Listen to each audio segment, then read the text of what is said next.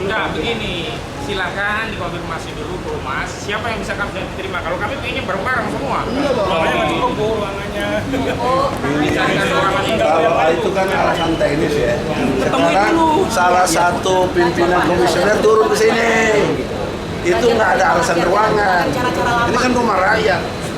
Sama. Yang biaya dulu kan bapak-bapak kan nggak punya kewenangan. Nanti teruskan dulu. Ya, itu yang benar. Nah, itu yang benar. Iya, benar itu. Bapaknya dari mana? Izin? Tim pembela ulama dan aktivis. Ya, benar. Suratnya sudah sampai. Foto aja, foto. Ini namanya Mbak Raharjo. Iya, kita ini mau mendukung KPK berantas korupsi. Dahulu Bapak. Ya, jangan lama ya. Karena mantan ketua BRIN itu, Pak. Sambil menunggu, jadi begini, kawan-kawan semuanya, seluruh rakyat Indonesia.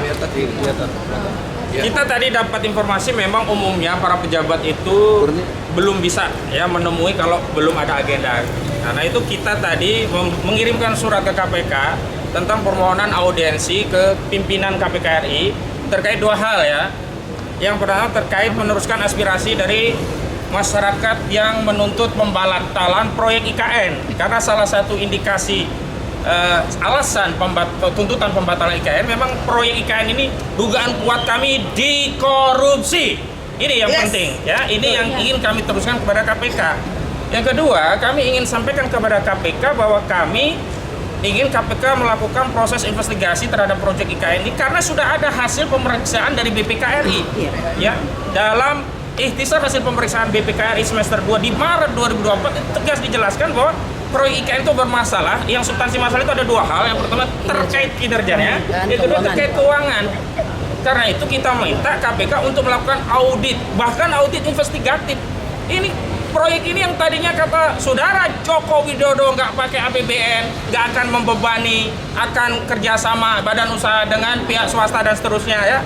Ternyata zong dari hasil ikhtisar yang disampaikan oleh BPK belum ada satupun badan hukum baik BUMN maupun BUMD termasuk korporasi yang melakukan kerjasama untuk ikut mendanai proyek IKN. Itu apa artinya?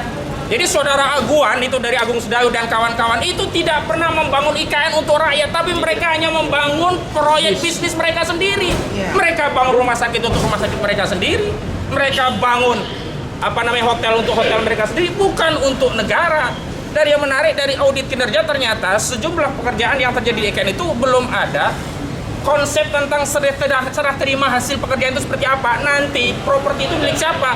Lah kita nggak mau, sudah capek-capek pakai APBN, proyeknya dari APBN, tanahnya milik rakyat, ternyata jadi bangunan milik swasta, milik grup yang ada di konsorsium. Nggak mau kami. Kalau Aguan membangun proyek sendiri, beli tanah sendiri di PIK misalnya, jadi punya Aguan, oke, karena itu pakai duit Aguan. Lah kalau di IKN ya pakai APBN, kemudian nanti ya serah terimanya diklaim milik swasta, ini namanya perampasan tanah negara oleh institusi yang dilakukan sendiri yang dipimpin oleh saudara Joko Widodo. Jadi sebenarnya Joko Widodo ini sudah parah ini. Lagi pula Pak Prabowo nanti akan terbebani dengan proyek IKN ini. Kan proyek Pak Prabowo bukan IKN kan? Makan siang gratis. Bisa jadi siangnya yang gratis. Makannya kagak ada. Karena sekarang bahan-bahan pokok semuanya mahal. Ya, harga-harga mahal. Karena apa? Dolar Amerika terakhir itu sudah di kurs Rp16.400. Artinya apa? Beban-beban pembayaran utang baik pokok maupun cicilannya otomatis naik, dan tentu saja apa? Itu akan membebani APBN kita dengan kurs rupiah yang sudah sampai Rp14.400. Belum lagi kita itu import migas. Minyak gas kita itu dibeli pakai koran atau pakai duit? Duit. Pakai rupiah apa dolar? Dolar. Nah kalau dolarnya naik ya jadi beban subsidi BBM kita jadi tambah gede. Padahal rakyat itu ya langsung merasakan subsidi BBM, subsidi pendidikan, subsidi kesehatan itu ketimbang proyek IKN. Proyek IKN itu unfaedah. Proyek yang tidak ada faedahnya, proyek yang hanya untuk legasi mercusuar saudara Joko Widodo, padahal tidak ada manfaatnya bagi rakyat. Dan yang paling penting adalah ini kan ada harga-harga bisa jadi markup. Betul? Betul. Nah itu sudah ada di ikhtisar hasil pemeriksaan BPK bahwa ya material dan bahan itu harganya nggak bisa stabil. Kapal-kapal pengirim tongkang untuk bahan bakar juga alat-alat untuk konstruksi nggak stabil.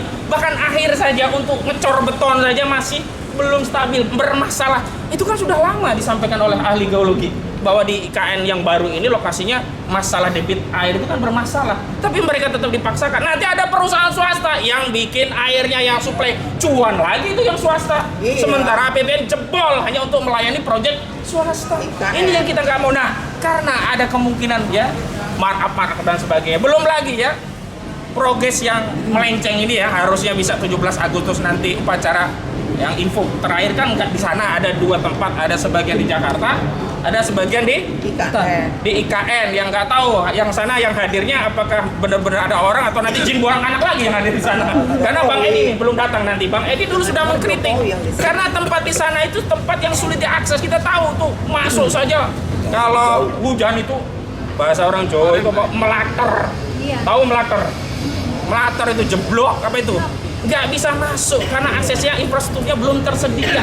Ini kan bermasalah. Jadi disitulah peran Komisi Pemberantasan Korupsi untuk melakukan audit apakah ada dugaan tindak pidana berupa apa penyalahgunaan wewenang atau perbuatan melawan hukum yang menyebabkan kerugian keuangan negara yang menguntungkan diri sendiri, orang lain atau korporasi dalam penyelenggaraan proyek IKN. Kenapa KPK kita minta masuk? Karena pakai duit kita, duit rakyat APBN.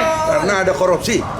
Pertama, duit itu duit APBN. Kalau dulu yang dipakai itu ya dari apa namanya investor asing, kita nggak ada urusan. Atau kalau ini duitnya dari 9 naga, ya silakan saja periksa 9 naga, nggak ada urusan. Karena itu bukan uang negara. Tapi karena ini dari APBN dan terakhir sudah 20%, ada 90 triliun masuk. Hampir 90 triliun, artinya apa? Ada kewenangan dari Komisi Pemberantasan Korupsi untuk masuk melakukan proses audit. Nah, kenapa audit? Kan belum ada tersangkanya. Loh, KPK itu bukan hanya Komisi Pemberantasan Korupsi, tapi juga pencegah korupsi. Ada divisi pencegahan. Nah, audit ini bisa dilakukan oleh KPK yang simpulannya bisa jadi rekomendasi. Ini layak atau tidak diteruskan. Kalau tidak layak, ya batalkan.